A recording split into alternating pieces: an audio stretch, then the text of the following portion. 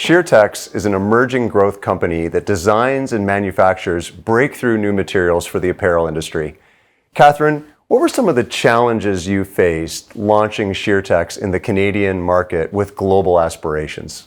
There were no shortage of challenges when we were starting up Sheertex. I think the biggest challenges early on were to get people to believe in what was a pretty big, crazy vision in the early days, with a lot of science and engineering challenges between where we started and where we had to get to.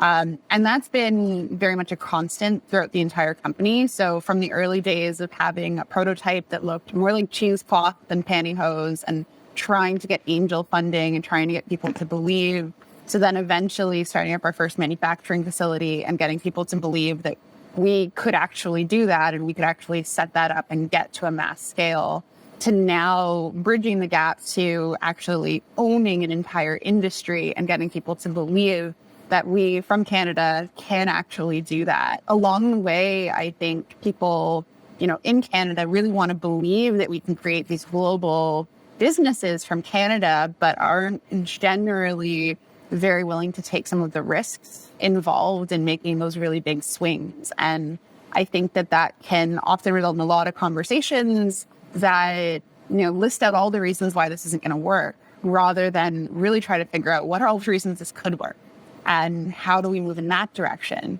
And I really had to, I think, look outside of Canada in the early days to find people that could really push that thinking. Early in my career, I had a mentor that suggested that I stay in Canada, build a business in Canada, because it was too risky to expand globally. You got the same advice in Canada from a mentor with Sheertex, and you chose to ignore it, and you're on to a great global success path. So is this a mindset challenge we need to overcome in Canada?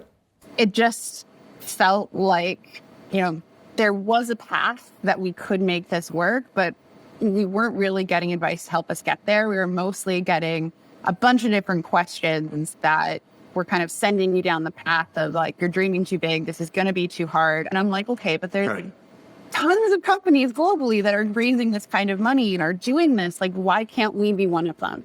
Like, I know that it doesn't happen every day, but like, why not us? Why do we have to play smaller? And that type of conversation happened a lot for us in the early days. And honestly, it still happens now because our vision is so much bigger that it's, even that much more scary, even with all that we've accomplished to date. So thinking back now with the benefit of hindsight and the experience and success you've had to date, what would you suggest for new entrepreneurs that are becoming mentees to get the best and most effective input out of the mentor-mentee relationship? I think that the best thing from a mentee perspective is to be very confident in where you're trying to go, and to have faith in yourself and to just take as much as you can out of these conversations and really just be there to be completely transparent and honest and get what you can, but also not take it too prescriptively or personally.